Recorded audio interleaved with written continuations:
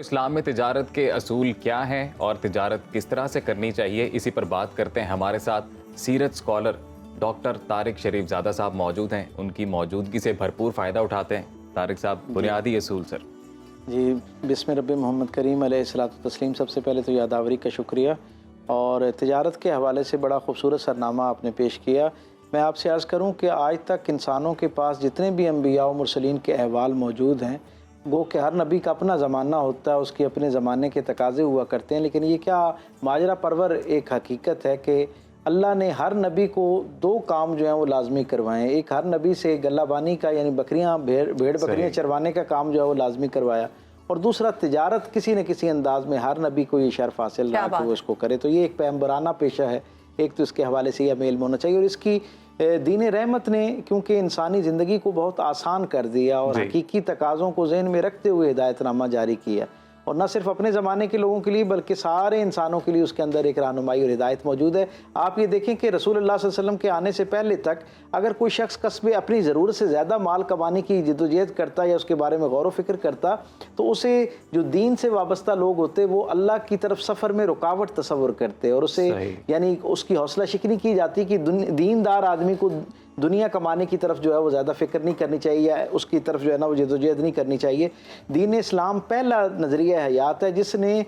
رزق کمانے کو، حصول رزق حلال کو عین عبادت جو ہے وہ قرار دیا، اور کہا کہ یہ اگر اچھی نیتوں ارادوں کے ساتھ ہو تو یہ بھی اسی طرح اللہ کے ہاں مقبول عمل ہے جس طرح دوسری عبادات جو ہے وہ مقبول عمل ہے۔ ایک تو یہ بات، اور رسول اللہ صلی اللہ علیہ وسلم کی زندگی میں اس کا اہمیت کا اندازہ اس بات سے لگائی کہ حضور نے ایک طویل عرصے تک خود جو ہے وہ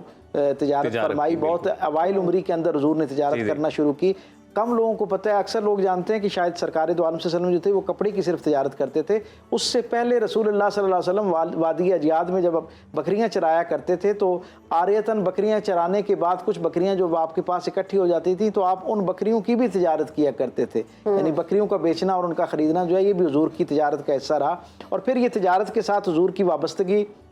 کاروبار اور معاشی جو سوسائٹی کے اندر ایک اپ لفٹنگ ہے، یہ اتنی امپورٹنٹ ہے رسول رحمت صلی اللہ علیہ وسلم کی نگاہ کریم کے اندر کہ حضور جب مدینہ آتے ہیں تو پہلے دن آ کے مسجد نبوی کی بنیاد رکھتے ہیں، لیکن کیا آپ دیکھیں کہ وہ کتنی اہم چیز ہے، عبادت کا ایک منبع و مرکز ہے، روحانی ترقی اور روحانی زندگی جو ہے اس کا ایک جسے کہتے ہیں نا ایک خاص اس کا عنوان ہے مسجد کے ساتھ وابستہ۔ پہلے دن مسجد کا آغاز کرتے ہیں، گویا اس کی ابتدا کرتے ہیں، اور دوسرے دن اپنے اصحاب کو کہتے ہیں کہ مجھے مدینے کی جو منڈی ہے وہ دکھاؤ۔ تو بتایا جاتا ہے کہ مدینے کے اندر کوئی بہت زیادہ تجارت جو ہے وہ نہیں ہوتی، تو حضور مدینے کے مضافات میں تشریف لے جاتے ہیں اور ایک جگہ جو ہے اس کے اوپر باقاعدہ اس کی سمت متعین کرتے ہوئے اس کی باؤنڈری ڈیولپ کرتے ہیں، وہاں پر پتھر رکھواتے ہیں اور دنیا کا انسانی تاریخ کا پہلا ٹیکس فری زون قائم کرتے ہیں۔ انسانی تاریخ میں اس سے پہلے کہیں ٹیکس فری زون کا کوئی کانسیپٹ نظر نہیں آتا، اور اس کا نتیجہ یہ نکلتا ہے رسول رحمت کی اس حکمت عملی کا۔ آج بھی ٹیکس فری زون جب ہم لوگوں کو سمجھانے کی کوشش کرتے ہیں تو بڑا وقت لگتا ہے لوگوں کو اس کو سمجھنے میں اور ہضم کرنے میں۔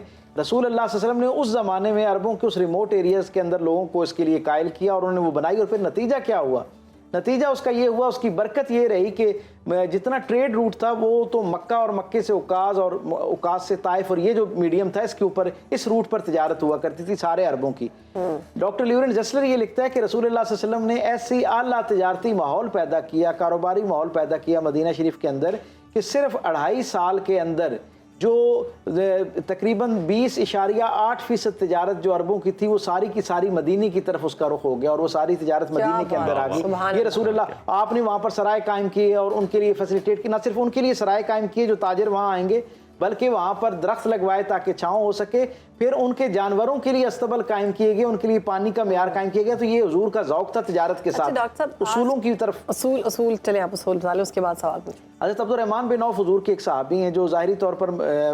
یعنی جب مکے سے مدینہ آتے ہیں، مکے میں آپ ایک بہترین تاجر کے طور پر معروف ہیں، لیکن جب آپ مدینہ پہنچتے ہیں تو بے یار و مددگار آتے ہیں، ہاتھ میں کوئی چیز موجود نہیں ہے۔ حضور مواقعات میں ایک صحابی کے ساتھ ان کا رشتہ قائم کر دیتے ہیں۔ وہ صحابی کہتے ہیں، وہ بھی تاجر ہیں، وہ کہتے ہیں کہ اے میرے بھائی، کیونکہ اللہ کی تائید اور حمایت کے ساتھ تمہیں میرا بھائی بنا دیا گیا ہے، تو اب جو کچھ میرے پاس وسائل ہیں آدھے آدھے کر لیتے ہیں۔ تو آپ کہتے ہیں کہ نہیں، مجھے کچھ تم سے درکار نہیں ہے، اللہ تمہارے اہل میں بھی برکت دے اور مال میں بھی برکت دے، مجھے جو ہے وہ صرف مارکیٹ کا رستہ دکھا دو۔ حضرت عبد الرحمن بن عوف نے اس کے بعد اتنی طویل تجارت کی کہ آج کی دنیا کے 6 آباد بر اعظموں میں آپ کا ٹریڈ ہوا۔ یعنی ٹریڈ پالیسی آپ کی اتنی زبردست تھی, سبحان اللہ. اتنا کامیاب حکمت عملی تھی کہ پوری دنیا میں گویا آپ کا جو ہے وہ سامان تجارت جانے لگا. کسی شخص نے عمر کے آخری حصے میں ان سے پوچھا کہ آپ نے اتنی ساری جو کامیابی ہے کیسے سمیٹی ہے. میں چاہوں گا کہ اگلے 1-2 منٹ میں وہ آپ کے سپرد کر دوں تاکہ ہمارے سننے والوں کا کچھ فائدہ ہو سکے, بھلا ہو سکے. آپ نے کہا کہ میں نے پہلی بات تو رسول اللہ صلی اللہ علیہ وسلم سے یہ سیکھی اس تجارت کے اندر کہ اگر ایک بہت بڑا برتن جو ہے نا وہ دودھ سے بھرا ہوا اور اس کے اندر ایک ناپاک قطرہ چلا جائے تو جیسے وہ سارے کو ناپاک کر دیتا ہے نا, اسی طرح ایک بہت بڑے مال میں تھوڑی سی ملاوٹ کر دی جائے تو وہ سارے کو ناپاک کر دیتا ہے, برکت سے خالی کر دیتا ہے. اس لیے میں نے زندگی میں کبھی ملاوٹ نہیں کی کسی بھی اپنے مال کے اندر, کبھی اس کا شائبہ تک نہیں ہونے دیا. پھر آپ نے بڑی دلچسپ باتیں کی. آپ نے کہا دنیا بھر کے تاجر جو ہے نا وہ اپنا مال بیچتے وقت اس کی خوبی بیان کرتے ہیں تاکہ اٹریکٹ ہو بندہ. آپ نے کہا میں نے اللہ کے رسول سے سیکھا کہ میں پہلے اپنے مال کی خامی بیان کرتا ہوں پھر خوبی بیان کرتا ہوں. کہا دوسری بات میں نے اپنے رسول سے, تیسری بات یہ سیکھی کہ سرکار سے مجھ تک یہ خبر پہنچی کہ لوگ مال بیچتے وقت خوشی کا اظہار کرتے ہیں, واپسی پر ناگواری کا اظہار کرتے ہیں. میں واپسی زیادہ خوشی کے ساتھ وصول کرتا ہوں اگر کوئی مال واپس کرتا ہے. آج پوری دنیا کے اندر جو کامیاب تاجر ہیں ان سب کی یہ پالیسی نظر آتی ہے. شاپس بھی جو ہیں برانڈ جو واپس کرتے ہیں. سوال میرا لے لیں, آج ہم دیکھتے ہیں بددیانتی, مال میں ملاوٹ, دھوکہ دہی, جھوٹی قسمیں کھا کر خراب چیزیں بیچتے ہیں, ان کے لیے کیا حکم ہے, کیا سزائیں ہیں؟ بالکل, میں جو اصول بتا رہا تھا اس میں اگلا اصول انہوں نے یہ بتایا کہ میں نے اللہ کے رسول سے یہ سیکھا کہ ایک مال جو ہے اس کے ساتھ اگر ایک پورے اونٹوں کے قافلے کے ساتھ پورا اونٹوں کا قافلہ نفع میں مل رہا ہو تو میں, اور کل مل رہا ہو, ایک دن بعد کا مل رہا ہو, تو میں اس سے سٹاک نہیں کرتا, میں اسے ایک رسی کے نفع پر بیچ دیا کرتا ہوں اور اسے سٹاک نہیں کرتا کیونکہ اس سے اللہ کی مخلوق کے لیے ایک ذخیرہ اندوزی کا پہلو نکلتا ہے. تو ملاوٹ اور ذخیرہ اندوزی سے اتنی جو ہے نا آپ نے احتیاط برتی. پھر وہ جو آپ نے بات کی اس کا احوال تو یہ ہے کہ آپ یہ فرماتے ہیں کہ میں نے اللہ کے رسول صلی اللہ علیہ وسلم سے سنا ہے کہ جب کوئی شخص جھوٹی قسم کھاتا ہے تو اس کا مال تو بک جاتا ہے لیکن اس مال کے اندر جو برکت پائی جاتی ہے وہ ساری ختم ہو جاتی ہے. اور یہ برکت جو ہے اس ظاہری مال میں سے ختم نہیں ہوتی. جو لوگ اس مال سے استفادہ کرتے ہیں یعنی کھاتے ہیں, پیتے ہیں, اس سے پہنتے ہیں, اوڑھتے ہیں, ضروریات زندگی لیتے ہیں, ان سب کی زندگیوں میں سے برکت نکلنا شروع ہو جاتی ہے. اسی لیے آج ہم دیکھتے ہیں کہ ایک گھر کے اندر جو بہت باوسائل گھر ہے, کروڑوں روپے ماہانہ کمائے جاتے ہیں لیکن حالات ان کے بھی وہی ہوتے ہیں, اسی طرح وہ بھی پریشان حال رہتے ہیں, مفلوق الحال رہتے ہیں, اس میں سے برکت نکل جاتی ہے. کیسے؟ جس وقت وہ ان بنیادی اصولوں پر جو ہے وہ کاربند نہیں ہوتے جو اللہ کے رسول صلی اللہ علیہ وسلم نے ہمیں عطا کر رکھے ہیں. یہ جو ملاوٹ کا معاملہ ہے اس کے معاملے میں تو سرکار دو عالم صلی اللہ علیہ وسلم کا اتنا سخت سٹانس ہے. رسول رحمت ہونے کے باوجود حضور ایک منڈی کے اندر گئے اور آپ نے دیکھا کہ نیچے جو ہے وہ ایک شخص نے جو ہے وہ گیلا مال رکھا ہوا اور اوپر سے خشک مال سے اس کو ڈھکا ہوا اور خشک مال کی قیمت جو ہے وہ وصول کر رہا ہے. تو حضور نے جب اس کے اندر ہاتھ مبارک ڈالا اور دیکھا کہ گیلا ہے تو حضور نے فرمایا من غش فلیس منی,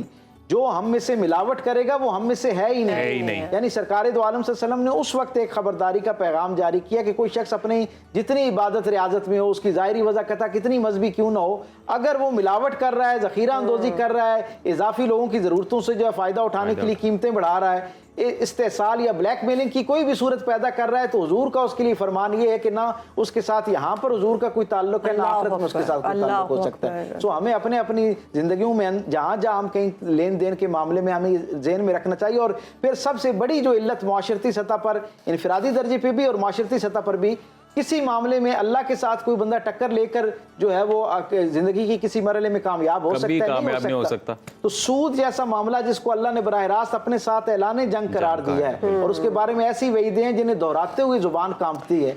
وہ اس پر اگر ہماری معیشت بیس کرتی ہے تو پھر ہم سمجھ سکتے ہیں کہ خوشحالی کیسے آ سکتی ہے.